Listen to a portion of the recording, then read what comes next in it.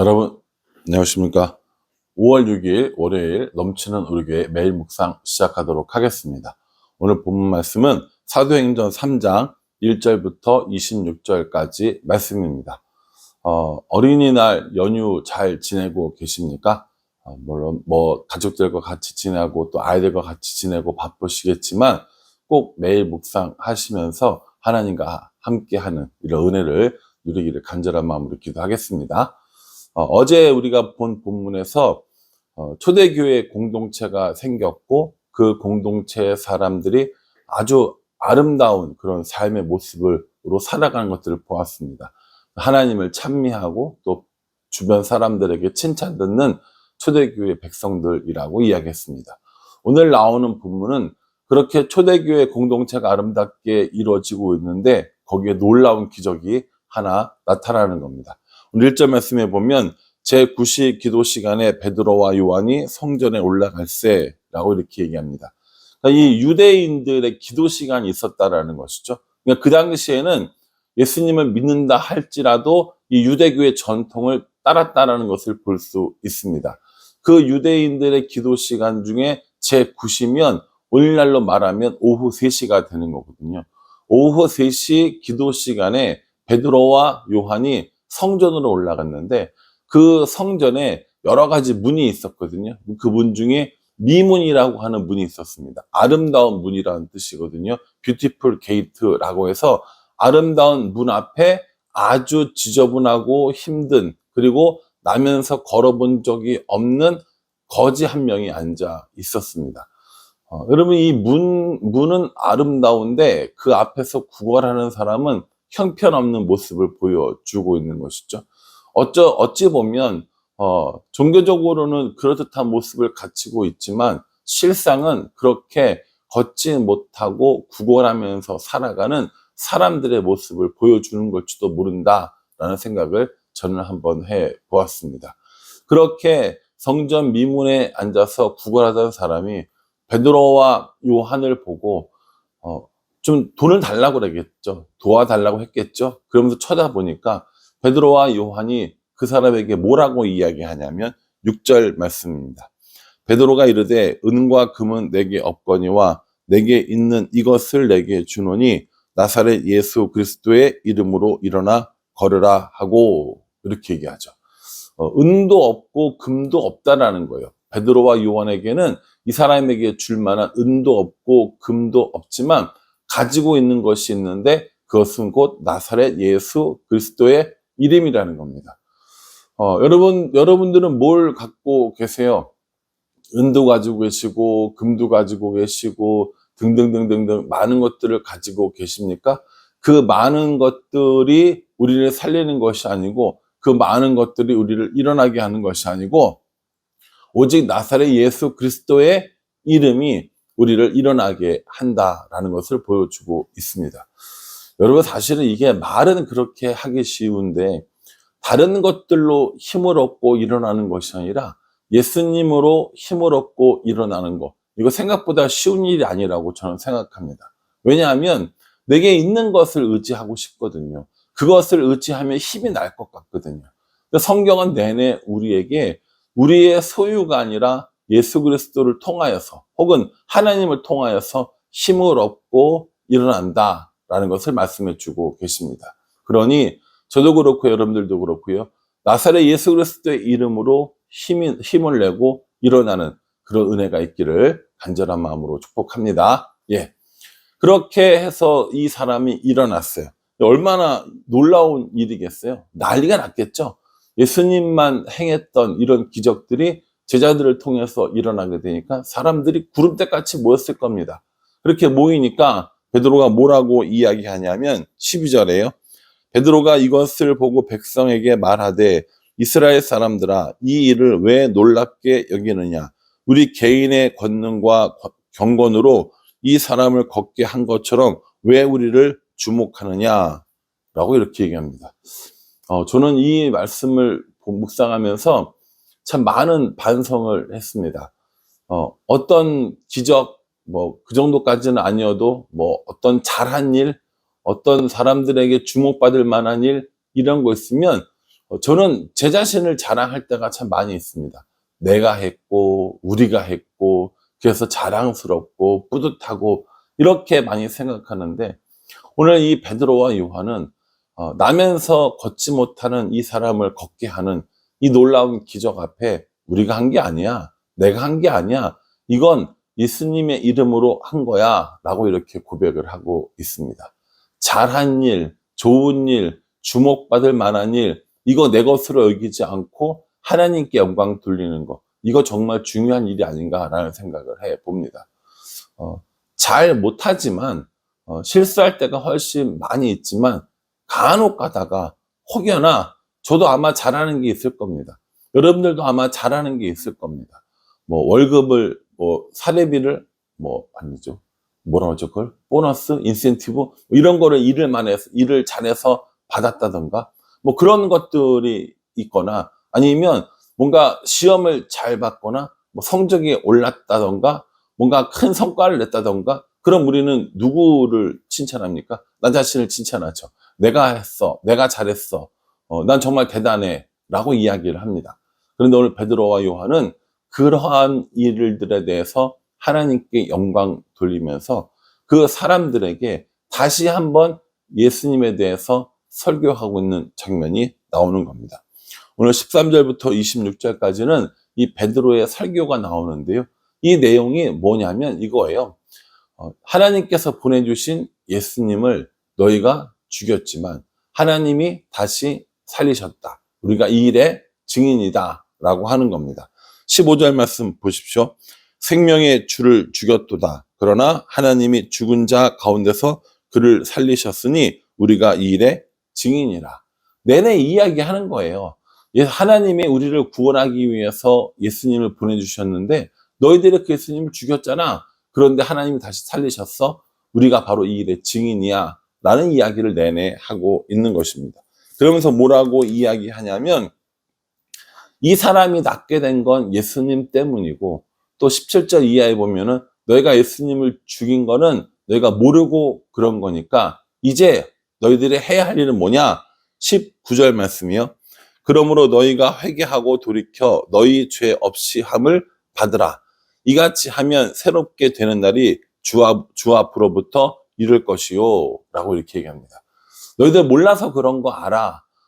하나님이 보내주신 자인지 몰라서 그렇다라고 생각해. 그러니까 이제 하나님 앞으로 돌아와서 회개하고 죄 없이 함을 받고 새로운 삶을 살아야 돼. 라고 이렇게 얘기하는 겁니다. 참, 베드로가 대단하지 않습니까?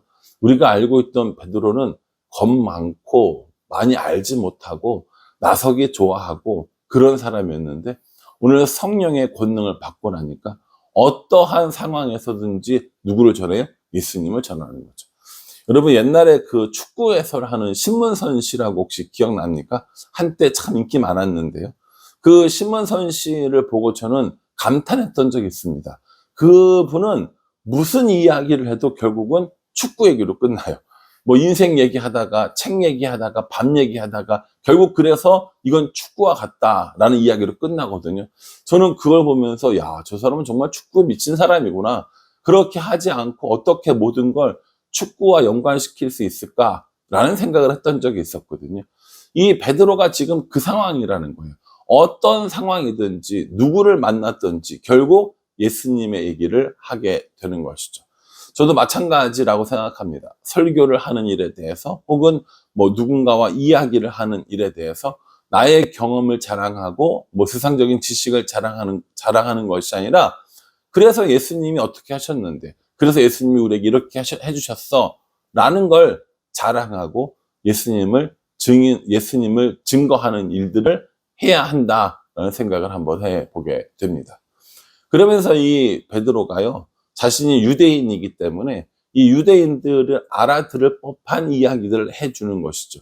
사실 우리들은 잘 모를 수 있지만 당시 이 베드로의 설교를 들은 유대인들은 아마 잘 알아들었을 겁니다. 뭐라고 이야기를 하냐면 예수님께서 오신 것들은 이미 구약 성경에 다 증거되어져 있었던 거야 라고 얘기하면서 창조 이후에 온 모든 선지자들 얘기하고요. 또 모세 이야기를 하고요. 24절부터는요. 사무엘 이후로부터 온 모든 선지자들이라고 이야기하고, 또 26절에는요 아브라함에게 맺어주신 언약 때문에 이 구원자를 우리에게 먼저 보내주신 거야 라고 이렇게 얘기합니다. 이 얼마나 놀라운 전달 방법입니까? 여러분들은 설교를 잘 하지 않아서 이런 것들이 별로 마음에 와닿지 않을지 모르겠는데, 저는 사실 그렇지 않거든요. 저는 설교를 하는 입장이다 보니 성도들이 이해할 수 있는, 성도들이 알아들을 수 있는 용어와 언어를 해야 된다라고 생각을 하거든요. 이 베드로는요, 유대인이었고, 또 유대인들에게 어떻게 해야 복음이 효과적으로 전달되는지를 알고 있었다라는 겁니다. 이 유대인들에게 구약 성경에 예언되어진 그 메시아, 그 그리스도가 바로 이 나사렛 예수 그리스도야 하는 것을 알려줬다라는 것이죠. 저희가 지금 단기 선교를 준비하고 있잖아요. 일본 단기 선교를. 네팔과 일본은 정말 생활 수준이 극과 극인 거예요. 사람들의 성향도 극과 극입니다. 그래서 네팔에서 했던 여러 가지 그런 프로그램들을 일본에 그대로 적용시킬 수가 없는 것이죠. 일본에는 일본 사람들에게 맞는 복음, 또 네팔에는 네팔 사람들에게 맞는 복음의 내용들이 필요하다라는 겁니다. 그런데요, 그 복음의 중심은 여전히 예수 그리스도 똑같은 거죠.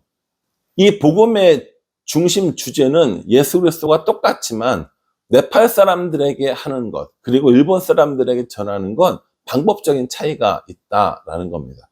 오늘 이 베드로가 유대인들에게 유대인들이 알아들을 수 있는 방법으로 전했듯이, 이제 이후에 바울은 이방인들이 알아들을 수 있는 방법으로 복음을 전합니다. 그럼 우리는 어떻게 해야 할까요? 우리는 우리 주위의 사람들에게 복음을 전할 때 그들이 알아들을 수 있는 말, 그들이 알아들을 수 있는 용어들을 사용해서 전해야 더 효과적으로 복음이 전해질 수 있다는 겁니다. 그럼 우리가 그렇게 지혜롭고, 우리가 그렇게 성경을 많이 알고, 그리고 우리가 그렇게 전도하는 힘이 있어서 각 사람들에게 그렇게 전할 수 있습니까? 라고 물어보신다면, 아니요. 우리는 그럴 만한 능력이 없습니다. 우리는 그럴 만한 능력이 없는데, 결국에 우리가 할 수 있는 건 우리의 힘이 아니라 성령의 권능을 받는 겁니다. 성령님이 우리의 삶 가운데 임하실 때, 성령님의 능력으로, 권능으로 충만해질 때, 우리가 해야 할 말들이 생각나게 해주시고 우리의 말이 힘이 있게 된다라는 겁니다. 이것이 예수님께서 이야기해 주신 성령님이 우리에게 오셔서 해주시는 일들이라는 것이죠. 그러니 우리가 복음을 전하거나 누군가에게 예수님을 이야기할 때 우리에게 꼭 필요한 것은 지식과 지혜를 넘어서 성령의 충만인 줄 믿으시기 바랍니다.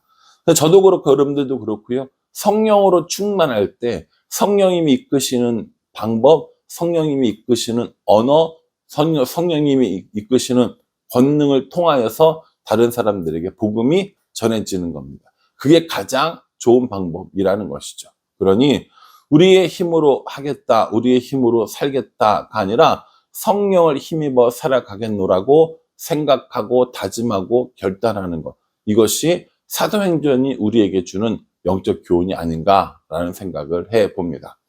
성전 미문에 앉아서 걷지 못하는 사람을 일으킨 것도요, 나사렛 예수 그리스도의 능력이었고요. 또 예수님이 이 땅에 오셔서 예수님이 우리를 구원해 주실 것을 알게 해주신 베드로에게 이렇게 설교할 만한 능력을 주시고 복음 전하는 능력을 주신 것도 역시 성령님의 권능이었습니다.